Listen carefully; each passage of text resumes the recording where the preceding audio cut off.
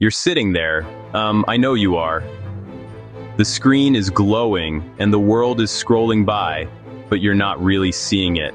You're waiting for a sign, waiting for a feeling, waiting for that bolt of lightning they call motivation to strike you and finally get you moving. You tell yourself, tomorrow.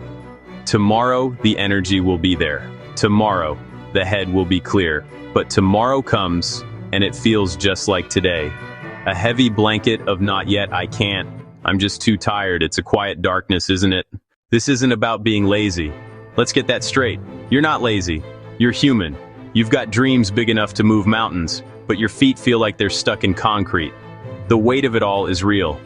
The bills, the job, the family, the noise in your own head telling you all the ways you could fail.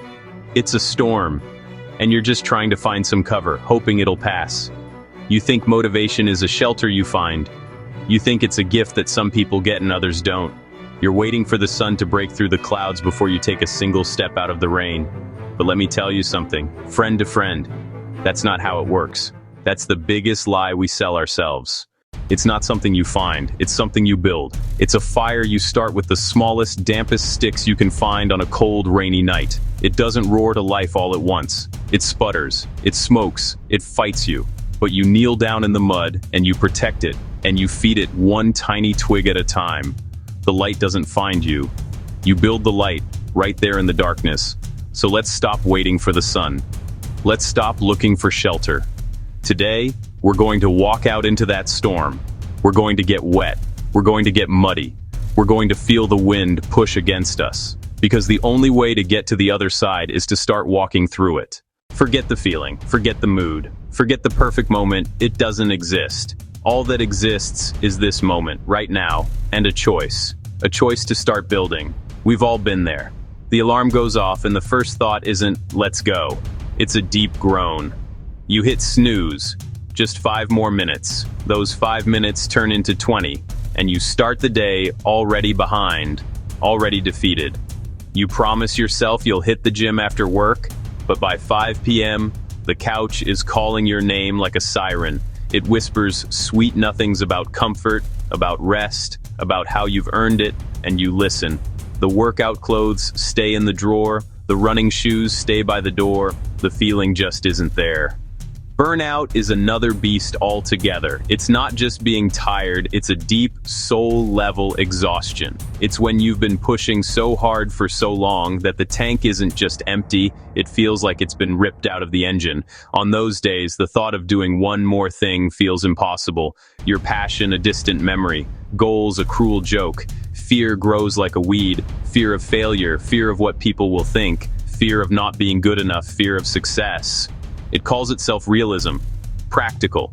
Wait for more plan, money, time, knowledge. You do everything except the one thing that matters, the work itself. It's the trap. Here's the shift. Here is the one truth that will change everything if you let it. You have it backward. We all do. We think, when I feel motivated, then I will act. But the universe doesn't work that way. Action comes first. Motivation comes second. It's a consequence, not a cause. You don't wait for the fire to feel warm.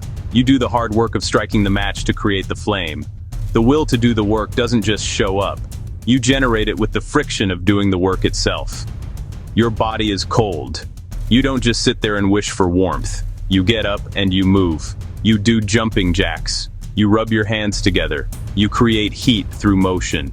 Your mind is the exact same way. When it's cold and sluggish and unwilling, you can't think your way into a state of high performance. You have to act your way into it. You take one small physical step.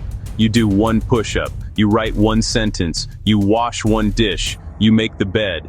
That tiny action sends a signal to your brain. Oh, we're moving now. This is the secret of the tiny win. These small wins are your kindling. Gather enough, you get a spark. That spark becomes momentum, the most powerful motivation there is. Let's get practical. Let's lay the first bricks. Forget the grand 5-year plan for a minute. We're focusing on the next 24 hours. The first rule is this: start small, ridiculously small. If you want to get fit, don't commit to an hour at the gym. Commit to putting on your workout clothes and doing one push-up, just one. If you want to write a book, don't stare at a blank chapter. Open the document and write one sentence. That's it. That's the whole task. After you do that one thing, the next step becomes a little bit easier. The inertia is broken. Now here's the second brick. Make your bed. I know, it sounds like something your mom would say, but it's the first victory of the day. A small act of order in a chaotic world. It proves you can complete a task. A tiny deposit in your disciplined bank account. You see it later. It reminds you. You do what you say you will do. The third brick. Walk for 5 minutes. Just 5. Put your shoes on and walk out your front door. You don't need a destination. You just need to move. Motion changes your chemistry. It clears the fog. It gets the blood flowing. It breaks the pattern. You just notice the sky. You feel the air. You listen to your feet on the pavement. You are in control of your body. Finally, the fourth brick. Write one thing you're grateful for, and one thing you will accomplish today. Gratitude fights comparison. Be specific, not work on the project, but send the email to Steve. These 4 things aren't the mountain, they're the first 4 bricks of the path. Lay them today. Once you start laying those first bricks, you need some rules to live by, the laws of the climb. First law, build habits before you build confidence. Confidence is fickle. It comes and it goes. Habits are the bedrock. A habit is a decision you don't have to make. You don't debate brushing your teeth. Make showing up a non-negotiable. Do the task, even poorly, at the same time every day. The consistency of the action is what builds the road. Confidence is what you feel later, driving the road you built. Second law, remember your why. Why are you doing this? Who are you doing it for? Family, health, that quiet voice inside. Your why must be bigger than your excuses. Write it down. Put it on your mirror, on your lock screen. When the storm hits, your why is the lighthouse back to shore. It pulls you forward when your own strength isn't enough. Third law, choose purpose over comfort. Comfort is warm quicksand. Purpose is a jagged rock, uncomfortable, demanding, but it gives you something to hold on to. Surround yourself with people who talk about ideas, curate your feed, unfollow envy, fill your physical and digital space with purpose. Your phone can be your prison warden or your trainer. The choice is yours. Final law, track your progress. Momentum needs to be seen to be believed. Big X every day. Don't break the chain. Note the one thing you did. Wrote 100 words, walked 10 minutes, drank 8 glasses of water. This isn't for anyone else, it's for you. Visible proof you're moving. On your worst day, you look back and say, no, I showed up. I did the work. I am moving forward. There will be days when the climb feels pointless. The rocks cut your hands. The rain soaks your clothes. The peak seems to get farther away. You'll ask yourself, what am I even doing this for? When your why feels thin, connect to something bigger. Beyond money or health or recognition, a deeper, steadier anchor. Here's a thought to hold. God did not create you to play small. You were built for more than just getting by. You were engineered to overcome, to grow, to contribute something only you can. That idea can be a quiet flame when the world shouts doubt. Your struggle is not just for you, it's part of a larger story. Your journey can be a light for someone sitting in the dark, waiting for a sign. If faith isn't your word, that's okay. Call it purpose. Call it legacy. Call it your duty to your future self. Ask this every morning. What would the person I want to be in 10 years thank me for doing today? That question changes your perspective. It makes the small, tedious tasks meaningful. A call becomes security for your family. A run buys you more healthy years with the people you love. You're not just laying bricks, you're building a cathedral. This perspective is a North Star that doesn't move. Your moods change, energy fluctuates, people let you down. But purpose, faith beyond comfort, remains constant. A steady hand saying, keep going, this matters.